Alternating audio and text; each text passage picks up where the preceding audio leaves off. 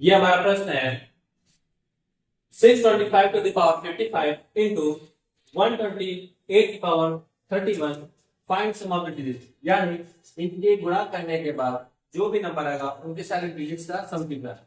तो इसके लिए हम सबसे पहले इसको ब्रेक डाउन करेंगे तो हमें ये पता चलता है कि 5 टू द पावर 4 है, बट इसकी भी पावर 55 इंटू 128, ये होता है 2 टू द पावर 7 और उसकी पावर 31। पावर के ऊपर पावर पावर आपस में मल्टीप्लीकेशन करेंगे। तो यहां पर हम करते हैं तो 5 की पावर 4 5 जा 20, 0 कैरी 2, 4 5 जा 20 और 2 22 इंटू इधर हमें प्राप्त होता है 2 टू दी पावर 7 3 जा 21।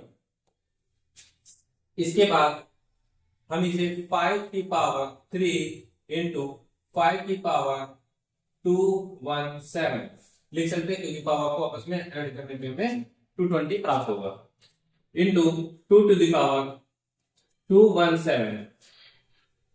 पावर सेम है तो इनको एक साथ भी लिख सकते हैं।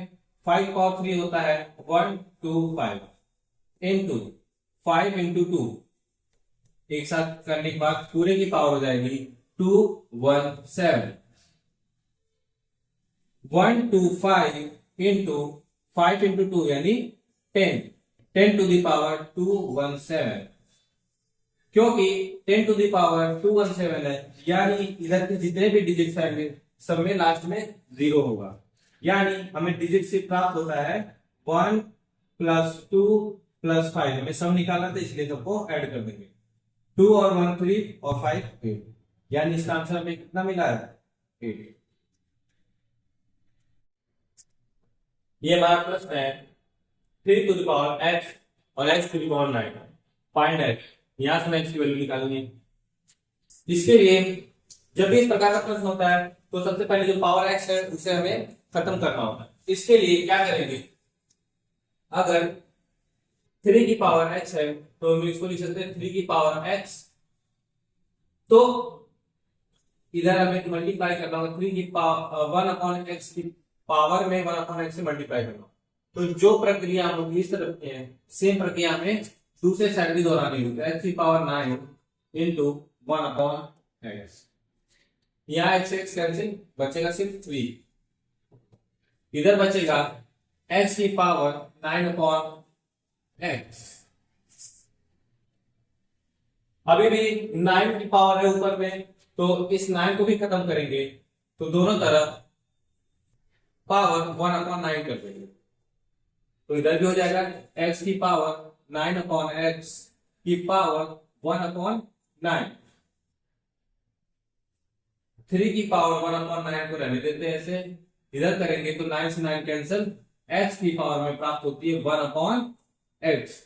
किसी भी तरीके से हमें पावर और बेस को सेम लाना होगा। जब पावर और बेस सेम हो जाएगी तो x का कंपेयर कर देंगे और उसके बाद हमें उत्तर प्राप्त हो जाएगा। तो यहाँ पे यदि हम 3 की पावर 1 अपॉन 9 में अगर ऊपर भी 3 से मल्टीप्लाई कर दें और नीचे भी 3 से मल्टीप्लाई कर दें तो हमें क्या प्राप्त होता है। इधर होगा x की पावर 1 अपॉन x, पावर ऊपर पावर पावर का मल्टीप्लाई, यानी 3 को हम अंदर भी लिख सकते हैं तो 3 की पावर 3। अब इस पूरे की पावर हो जाएगी 9 3 जा 27, 1 अपॉन 27। अब 3 की पावर 3 की वैल्यू कितनी होती है 27। 27 की पावर 1 अपॉन 27। इधर है x की पावर 1 अपॉन x। अगर हम यहाँ कंपेयर करते हैं तो बेस और अपॉन का पावर भी सेम, तो यहाँ पे हमें x की वैल्यू क्या प्राप्त होती है 27। आंसर ये हमारा प्रश्न है 2 to the power x plus 1 और 2 to the power x minus 1 is equal to 20। यहां से हमें x की वैल्यू फाइंड करनी है। तो एक्सपोनेंट्स का रूल हमें कहता है कि जब भी पावर आपस में प्लस हो, किसी की पावर अगर प्लस हो इसका मतलब वो नंबर पावर आपस में मल्टीप्लाई होती है। 2 to the power x into 2 to the power 1 plus minus है, इसका मतलब टू की पावर x में अपॉन 2 की पावर 1 लिख सकते हैं इज इक्वल टू 20।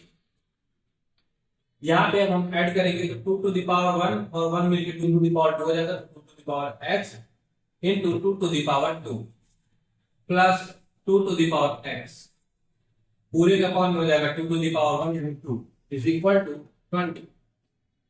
अब यहाँ पे क्रॉस मल्टीप्लाई करेंगे 2 to the power x, 2 to the power x इसके इंटू में 1 मान सकते हैं, 2 टू द पावर x अगर हमें कॉमन मिल जाएगा और अंदर बचेगा 2 टू द पावर 2 प्लस 1।